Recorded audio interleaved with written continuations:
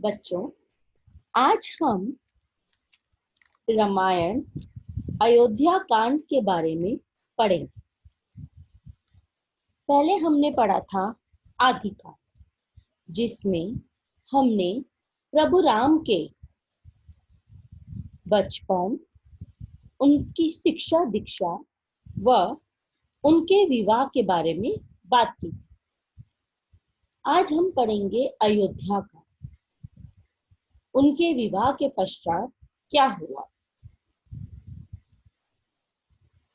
जनकपुरी से राजा दशरथ अपने पुत्र और पुत्रवधुओं अर्थात अपने पुत्र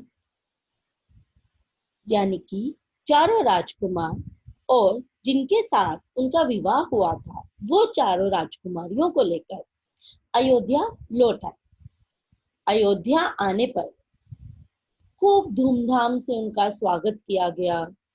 पूरी नगरी को अच्छे से सजाया गया। चारों ओर खुशियां फैल गई। तीनों महारानियां भी खुश थी कि उनके पुत्रों का विवाह हो गया। कुछ समय की बात है, भरत जो कि अपने ननिहाल में अधिकतर रहते थे, अपने नाना और मामा के सबसे प्रिय थे। भरत और शत्रुघ्न दोनों ही ननिहाल रहने गए हुए थे। उनके मामा का नाम था युधाजित। दोनों कैकेयी देश रहने गए थे। वहां उन्होंने बड़े ही लाड और प्यार पाया। जब भी भरत अपने नगर यानी कि अयोध्या लौटने की इच्छा प्रकट करते, उनके मामा और नाना और अनुरोध करके वहीं रोक लेते। इसी प्रकार ननिहाल में रहते भरत और शत्रुघ्न काफी समय व्यतीत करते थे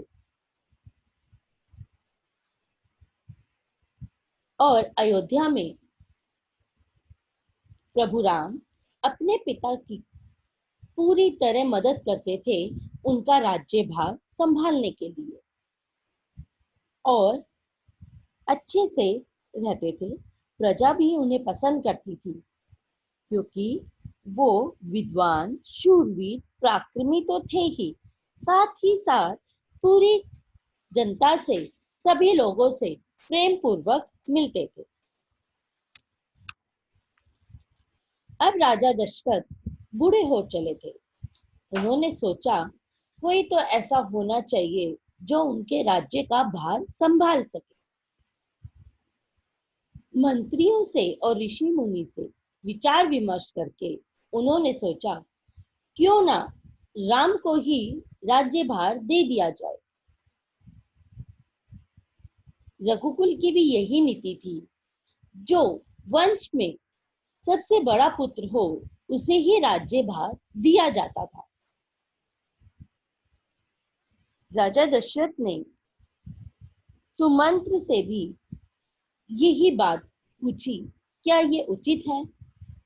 उन्होंने कहा, जी महाराज, पूरी जनता भी अर्थात अयोध्या की जनता भी यही चाहती है कि राम राज्य करे। राजा दशरथ राम को अपने पास बुलाकर कहते हैं, अब मैं तुम्हें अपने राज्य का राज्य भाग देता हूं और तुम इस राज्य को संभालो। और दशरथ अपने मंत्रियों और दूतों को समझाते हैं कि पूरे नगर को अच्छे से सजाओ, पूरी दुल्हन की तरह अयोध्या चमकनी चाहिए, सजी हुई होनी चाहिए। कल सुबह ही राम का राज्य तिलक है। राम को अयोध्या का राजा बनाया जाएगा और पूरी नगरी में ये बात सबको पता होनी चाहिए कि कल राम का राज्याभिषेक है। चारों तरफ आनंद ही आनंद छा गया। माताएं सुनकर मंगल गान और दान पुण्य में लग गई। मगर कहते हैं ना, हर समय एक सा नहीं होता। जो कुचक्र है ना, वो अपनी चाल अवश्य ही चलता है। ऐसा ही कुछ अयोध्या में भी हुआ। कुचक्र की कुटिल चाल जरूर चली गई। कैसे? वो चाल चलने वाली थी कैकई की सबसे प्रिय दासी मंथरा। वो जैसे ही कुरूप और कुबड़ी थी, वैसे ही उसकी चालें भी बहुत कुटिल थी। वो नहीं चाहती थी कि राम राज्य करे। और जैसे ही उसे ये समाचार मिला, वो कैकई के भवन पहुंच गई और कहने लगी, अरे मेरी रानी, तुम बड़ी नासमझ हो। मृत्यु तुम्हारे सर पर है और तुम चैन की नींद सो रही हो। कैकई ने पूछा, मंत्रा, क्या समाचार है? स्पष्ट क्यों नहीं बताती? राम कुशल से तो हैं, क्या भरत का कोई समाचार है? मंत्रा बोली, शेष तो सब कुशल है, बस तुम्हारे सुख सौभाग्य का अंत निकट है।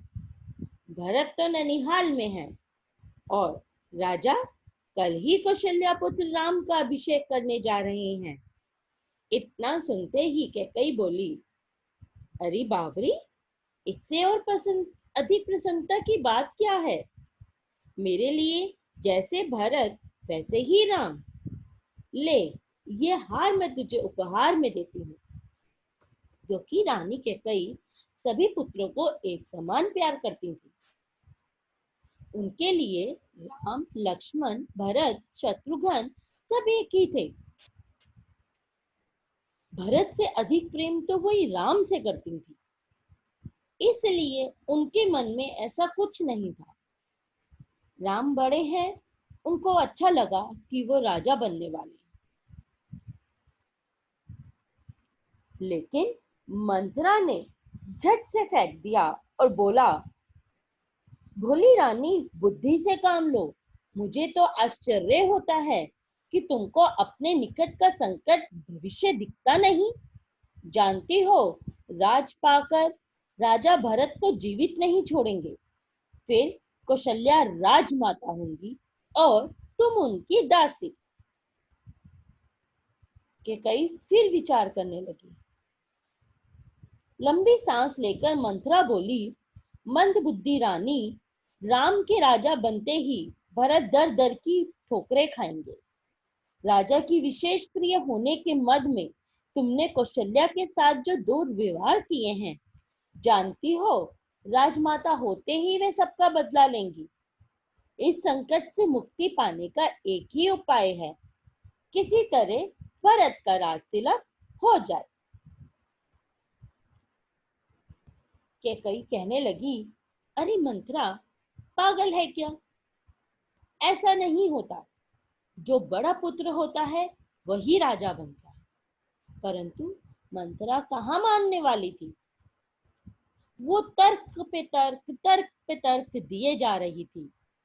और एक समय ऐसा आया, समय बदला, रानी की बुद्धि बदली।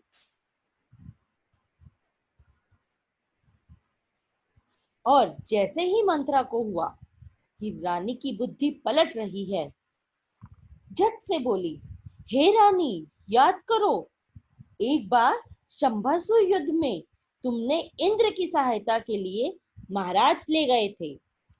वहां युद्ध क्षेत्र में तुमने राजा के प्राणों की रक्षा की थी। तब राजा ने तुमसे 2 वरदान मांगने को कहा था और तुमने तब वे वरदान नहीं मांगे थे। जाओ, जाओ रानी, जाओ, अब महाराज से वो 2 वरदान मांग लो। राजा ने तुम्हें वचन दिया है कि वो तुम्हें 2 वरदान अवश्य देंगे। उन 2 वरदान में तुम राम का वनवास और भरत का राज्याभिषेक मांग लो। ऐसा सुनते ही कैकई कोक भवन में जाकर बैठ गई।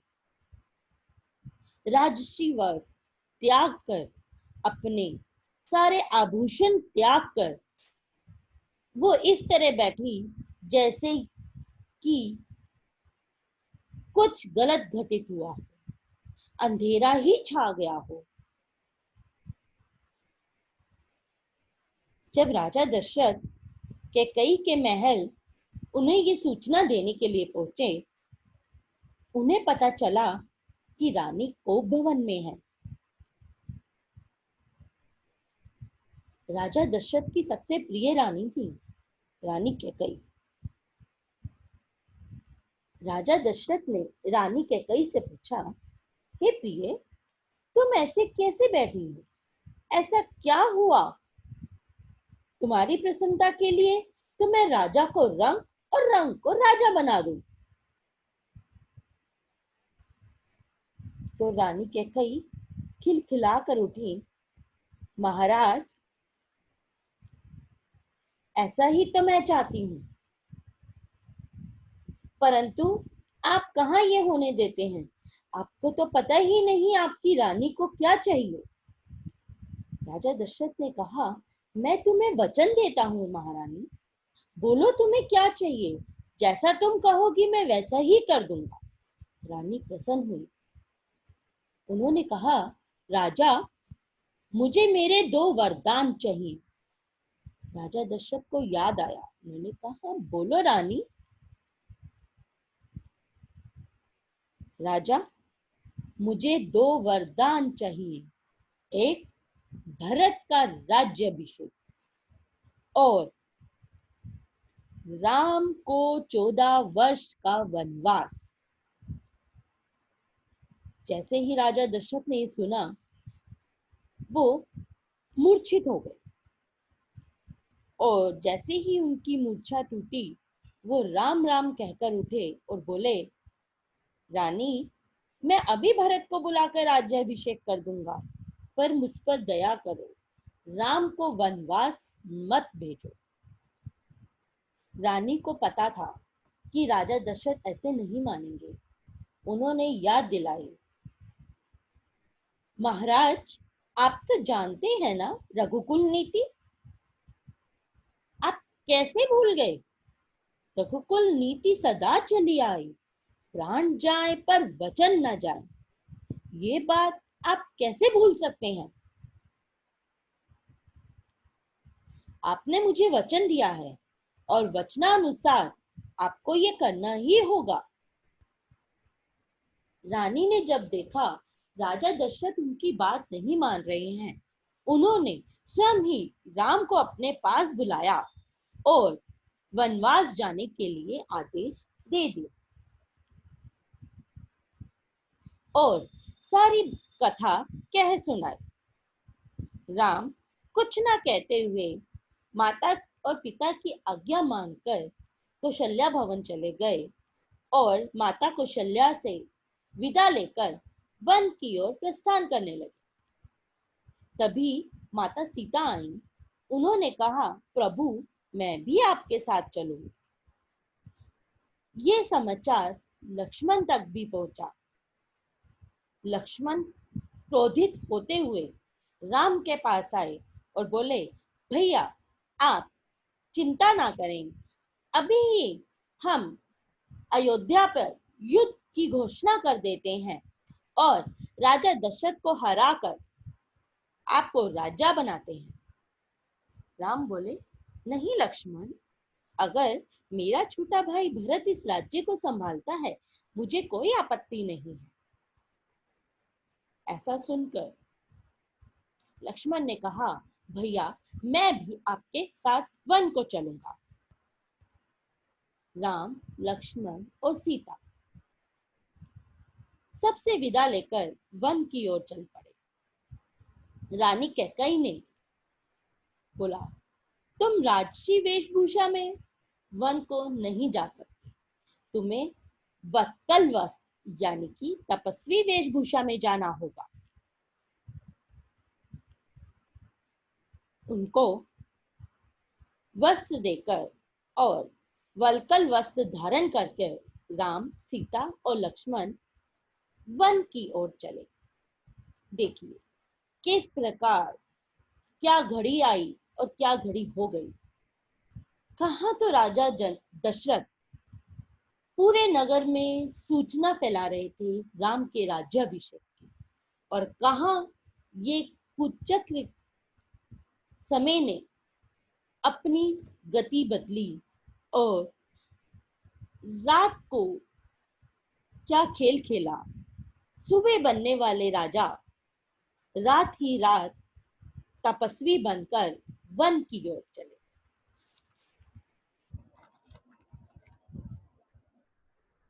ऐसा सुनकर पूरी अयोध्या नगरी चिंतित हो गई और राम, सीता और लक्ष्मण को जाने से रोकने लगी।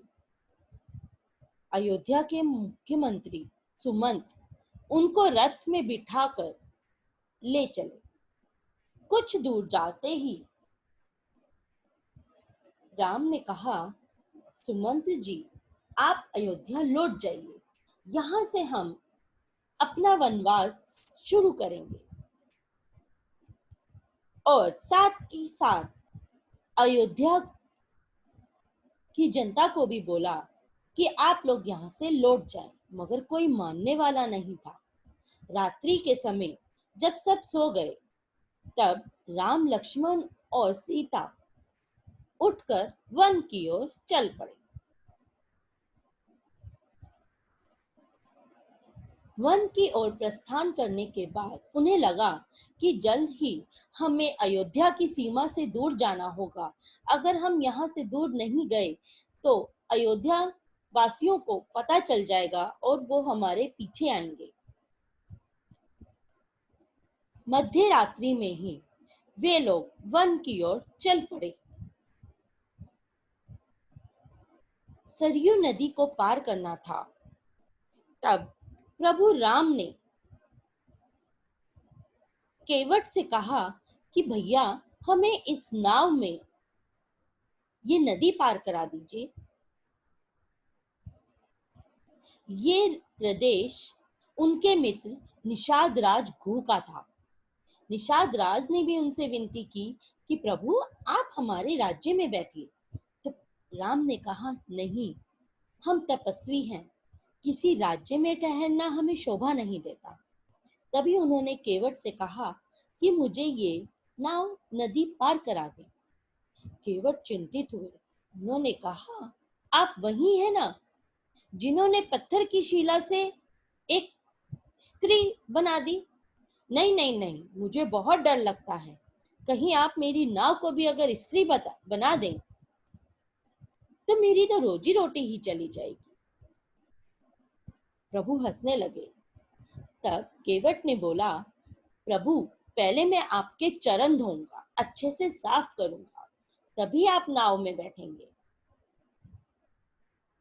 और राम, लक्ष्मण और सीता को नाव में बिठाकर नदी पार कराकर गोदावरी के तट पर छोड़ा, जहां चित्रकूट था। और राम, लक्ष्मण व सीता वहीं अपनी कुटिया बनाकर समय व्यतीत करने लगे। धन्यवाद। आगे शेष जितना भी रह गया है आगे के भाग में पढ़ेंगे।